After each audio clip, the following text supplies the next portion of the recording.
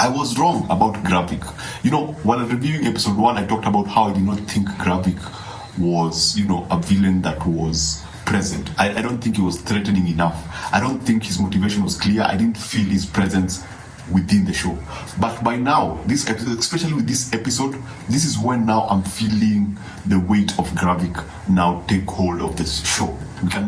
The villain that I was looking for in episode 1, I can actually see him in this particular episode. Because my goodness, the concept of super Skrulls now has been introduced in this episode. There's a scene that Gravik and Talos meet and something happens, and then Gravik does something that reminds me of Iron Man 3. Something that a character was able to do with his body being on fire, and something else happening. I don't want to spoil it for people. If you've seen the show, remember the stabbing, something happens. That was pretty interesting, and that now just elevates the character of Gravik for me, because there are things that they were preparing for in episode 2, and in this particular episode it looks like they've been able to do it. And something else that I found very fascinating is there was a point where Talos and Gravik were having a conversation in a gallery, and I was looking at the two and I was like, wait a minute, these two sound the same. They sound like Gravik sounds, I think it's the actor or the British accent or the Australian accent. They kind of sound the same.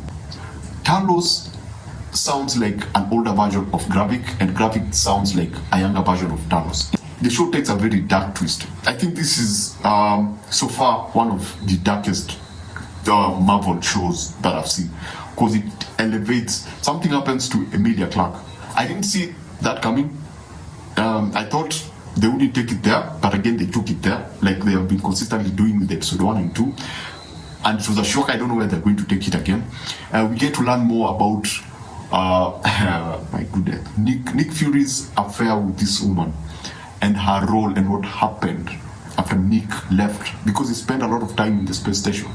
And is Nick Fury, anyway, we'll get there, because now when she's left, we get to discover how they met. We get to discover what happened after now Nick left and lived in the space station, and we're given a hint that there might be more to her than what we saw before, what we know, and possibly she might be with the other team. I don't know what's going to happen. I don't know, maybe she might be the ringleader. Big twist. I don't know. But in terms of how now we've been introduced to her, I highly suspect, because the show is all about who do you trust, right? And they've introduced her to this woman who, even the subtext, by the fact that she took someone's image and she did not want to tell Nick Fury about it back in the 90s, that's suspicious. The subtext there is that she might have something to hide.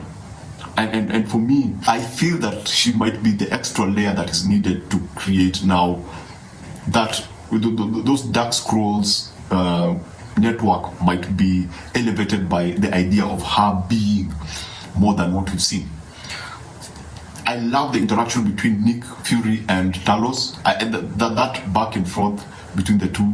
It's pretty interesting. It's pretty playful. It's one of those things that I appreciate about this episode, because now we have someone who does not take Nick Fury seriously, and he can pocket him and he can make fun of him. Without that, Nick Fury is Nick Fury. Look, he's the boss and we're supposed to always do what he says. Without that, I love the fact that Nick Fury can actually be mocked, and sometimes during that conversation, I actually thought that Nick is a kind of an asshole in a way, because he took credit for most of what the Skrulls were doing. But then Nick also had his part in playing, in making their lives a bit comfortable. I think the arguments were pretty level. They were pretty level. Now, is Nick Fury a Skrull, or was that a joke? Nick and Talos go somewhere, and then and then Talos always has to do something, and then he drops a line like, Nick, you don't have to transform. So that might have been a very funny joke, because I thought it was a joke. Or might it be possible that Nick Fury is actually a Skrull? I think we'll get to know more about that. I don't think he is, but that's an assumption. But we might get to know more about that as we move into episode 3.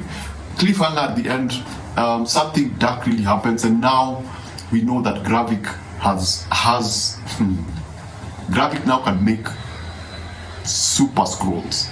It's possible for him to make super Skrulls. On Earth, we've had superheroes, we've had superhumans and we have super Skrulls. Now, graphics draw to super Skrulls, I think introduced a very interesting thing that might have an effect on the future of Marvel Studio. Now hear me out. This is my opinion. This is what I think.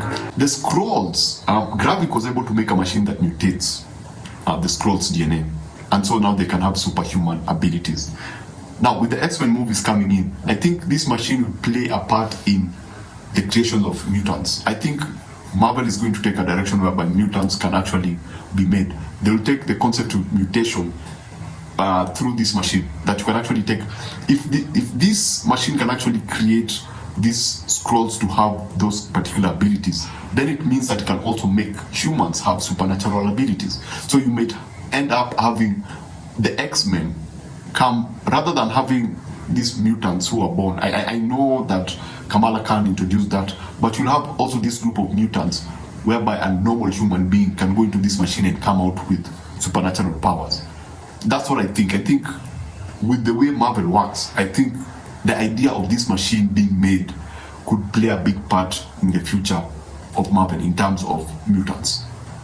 I don't know if it may happen, it may not happen, but basically that's it. This was a very intense episode. I loved it. I loved the conversation between between Talos and Gravik. I loved the conversation between Talos and Nick Fury.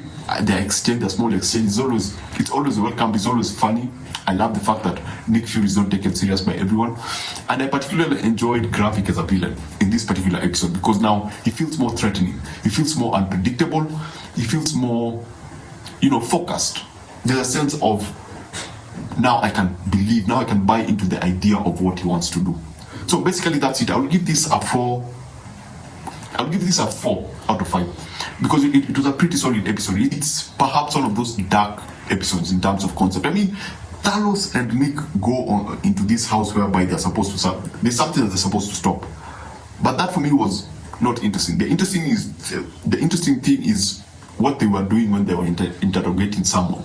And there was a kid who was involved, and a kid asked Talos a question, and then compare that to what Talos does. Those two things contradict each other because the kid asks him a question when he's trying to give the kid water, and he doesn't answer, and so it goes ahead, and then this person that they're trying to talk to does something, and he does something, and then you discover that he's actually, so that was kind of dark in concept. So basically that's it. Remember to always watch what you enjoy and enjoy what you watch. Thanks for watching. Please subscribe so that I can see you on the next one.